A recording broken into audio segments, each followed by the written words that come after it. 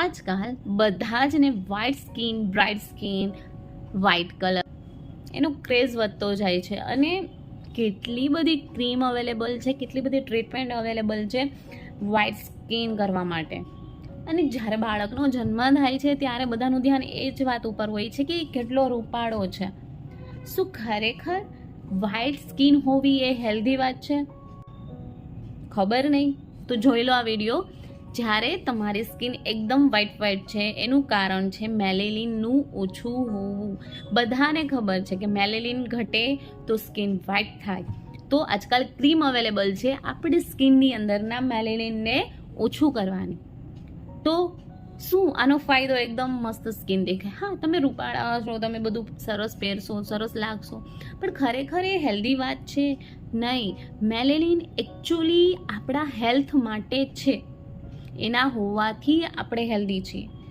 Melanin UV કિરણો, જે સૂરજના પ્રકાશમાં જે હાનિકારક જે કિરણો છે એનાથી સ્કિનને પ્રોટેક્ટ કરે છે.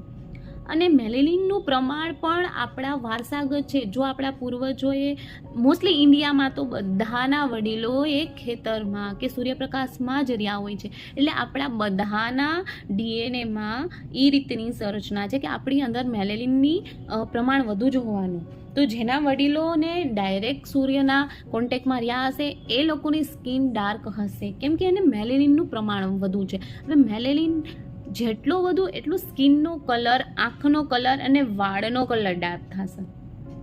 તો અહીં ખાલી સ્કિન તમે નથી વ્હાઇટ કરતા, તમે તમારા વાળને પણ સફેદ કરી રહ્યા છો જો તમે કોઈ આવી ટ્રીટમેન્ટ લઈ રહ્યા છો.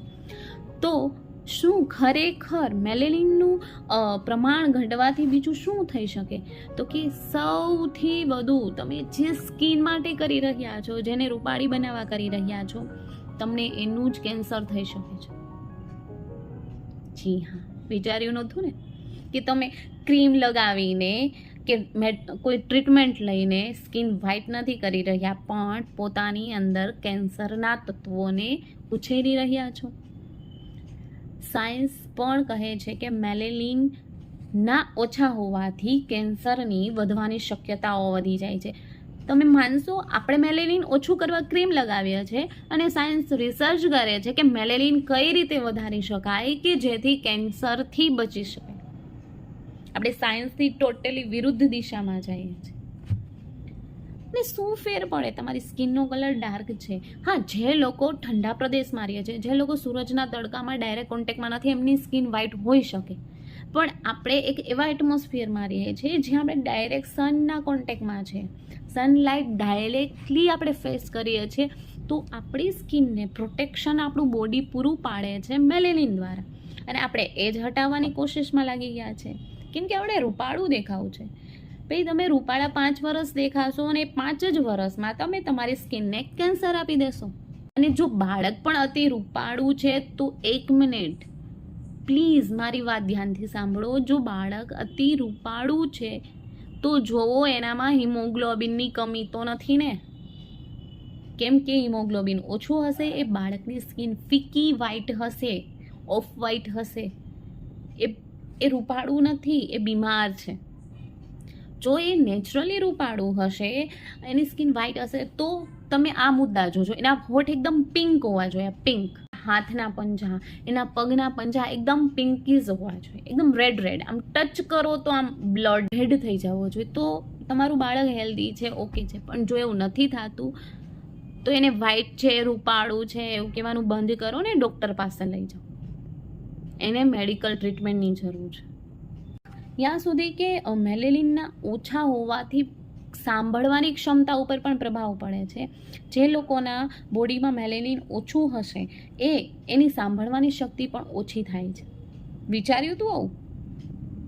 ઓનલાઈન તમે સર્ચ કરો, ગૂગલમાં નાખો, ઘણા બધા રિસર્ચ છે જે કહે છે કે મેલેનિન બોડી માટે ખૂબ જરૂરી છે.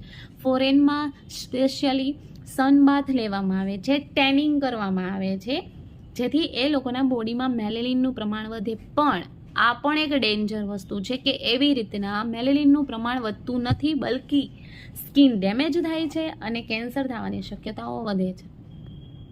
ફોરેનમાં માણસો મેલેનિનનું પ્રમાણ વધારવાની કોશિશ કરી રહ્યા છે અને આપણે ઘટાડવાની. જ્યારે નેચરલી આપણી સ્કિનમાં એ વસ્તુ અવેલેબલ છે. હા, જ્યારે મેલેનિન કોઈ એક જગ્યાએ એકદમ વધી જશે તો અહીંયા પેચીસ, બ્લેક પેચીસ પડશે, જેને આપણે પિગમેન્ટેશન કહીએ છીએ, હાઇપર પિગમેન્ટેશન કહીએ છીએ. તો એ કોઈ જ સ્કિનને નુકસાન નથી થયું. અહીંયા મેલેનિનનું પ્રમાણ વધી ગયું છે એટલે એટલી જગ્યાએ સ્કિનનું ડાર્ક કલર એને કર્યો છે. જેને ઓછું હશે ને એવા લોકોને વ્હાઇટ પેચીસ પડશે ફેસ ઉપર, કેમ કે એના બોડીમાં હોવું જોઈએ એના કરતાં પણ મેલેનિન ઓછું છે. એવા લોકોને, એવા બાળકોને વ્હાઇટ પેચીસ થાય છે. ડાયરેક્ટલી ઇનડાયરેક્ટલી તો તમારો કલર તમારા એટમોસ્ફિયર રિલેટેડ હોય છે. તમારા બોડીમાં મેલેનિનનું પ્રમાણ તમને પ્રોટેક્ટ કરવા માટે છે સૂર્યના પ્રકાશથી. જી હા, મેલેનિન તમને સ્કિન કેન્સરથી બચાવે છે.